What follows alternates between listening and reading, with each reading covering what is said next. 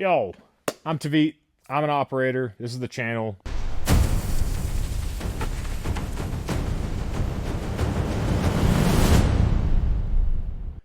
We're working on the Ford, and I want to get this video out because I'm not going to be able to get this project video out for the next week or two. Got a big storm coming, and this truck's going to stay ripped apart until I get back, which sucks. It is what it is. This entire project has taken me much longer than I anticipated. I anticipated a little bit. I'm not the quickest mechanic out there. I take my time. It's my truck. I want it to be as perfect as possible. There's a few things I've been doing to this truck, and a few things I want to just get out there for anybody else that buys a Ford of this a year. And I believe it's the 2020 to 2024 or 5. No, 4. I'm not sure. This is a 22 model truck, a 450. I believe 35s and 450 pickups are the same. I know there's a little bit of difference between the cab and chassis, but this is a 450 pickup. The biggest things on this truck that I've been doing as we speak is transmission work. Not transmission specifically, but transmission benefits, which I think anybody should be doing if they are towing consistently and heavy with these trucks. So one of the first things and most simple is a PPE transmission pan. They add 7 quarts to the transmission, and it is now an aluminum heatsink for this truck. The OEM one is all plastic. There's no drain plug, and that is an insulator. So between just switching from the plastic one to the PPE transmission pan, you're benefiting yourself quite a bit. And, adding 7 quarts to your fluid system is a huge help. So I went a step above. I bought Mishimoto's transmission cooling system, and that's what you see on the front here now. This is a much more expensive, more intuitive system to install in these trucks. But from what I do and the fluid, the color of the fluid that I saw that came out of this truck at 37,000 miles was a little bit worrisome. So I believe doing something like this on top of the PPE transmission is really, really going to help out longevity and hopefully help out with the intervals of doing services. Maybe I know for a fact I'm going to go for another 30,000 miles and I'm going to drain the fluid and see what it looks like. But between the pan and this new system I'm putting in, we're probably adding 10 to 11 quarts overall. I don't know how much entirely this cooler probably takes. Let's just say maybe on the low end 9 quarts overall, maybe on the high end 11, 12. But you're adding more fluid and we're adding so much more heat dissipation.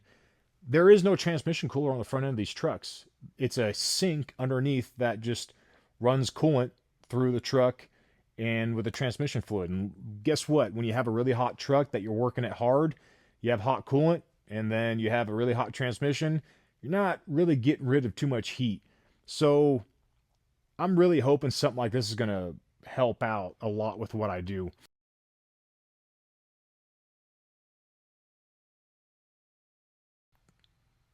One other thing, so Warren's looking at me. He's ready for dinner. It's getting late. I want to change out the cold side of the intercooler system or the intercooler pipe here. So that's another thing that needs to get changed out just for preventative maintenance or problems down the road. Because if this thing splits open, you're stuck. You're on the side of the road. You're screwed. Doing a fuel filter upgrade to changing out the plastic canister to a metal one. It's a nice upgrade. And then with my buddy Sam, he is doing the disaster prevention kit on the truck. So in case something were to happen to your fuel injection system, it goes through a filter assembly before it goes to your engine, which I've heard some horror stories out there, and he's known quite a few people that have dealt with that. So those are a few things right off the bat that if you were buying a Ford, the biggest thing that you can benefit from is at least getting rid of the transmission pan on these trucks, at least to benefit it just a little bit. Between that, I just wanted to get that video, this little communication to you guys, and I guess I'm going to title it like what you should do to a Ford if you were to purchase one and you tow heavy, right? So these are a few things I'm doing right off the bat. The benefits of this truck right off the bat is being a 450 I wouldn't have bought this truck if it was a 350. The 450, larger rear axle, the much tighter turning radius, being a wide track front end, and then already having 19.5s on this truck is just way better. Way better. I didn't want a cabin chassis truck. I didn't want a 4500 or a 450. I like pickup trucks. I benefit from pickup trucks big time. I don't want a cabin chassis. A lot of legality things change with that, so I'm sticking with pickup trucks, and it's really cool that Ford makes a pickup truck that's a 450.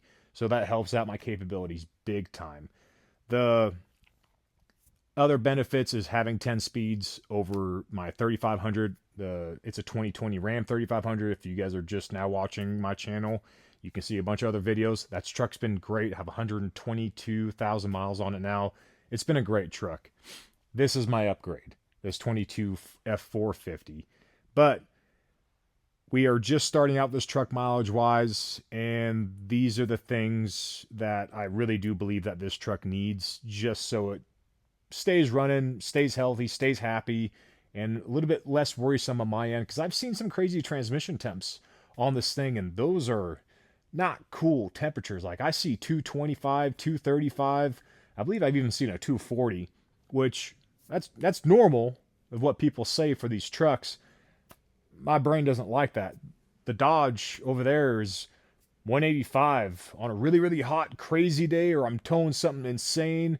I'll see like a 200, 210. I'm like, oh, I gotta calm down. This thing, you don't really got to try, and you're in the 210s, 220s. And no, I don't like that. So we're doing all this stuff. We're keeping these transmission temps down. We are keeping the thermostat assembly for the transmission on, so everything still warms up appropriately, but we're creating so much more cooling mass for this truck. This thing works hard. I work hard. I work everything I have pretty dang hard. So if I can help it out, I'm going to help it out. So there's a few things that if you were to be buying a truck, these are the things I would recommend. So first off, PPE transmission pan. That's an easy, awesome upgrade.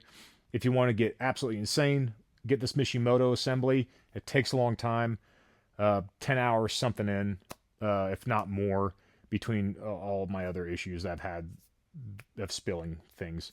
But those are a few bits and pieces. I do this, truck has no coolant, no engine oil, no transmission fluid in it whatsoever right now. She's just a sitting duck, and it's a very complicated system, or it takes a long time to get this Mishimoto system in.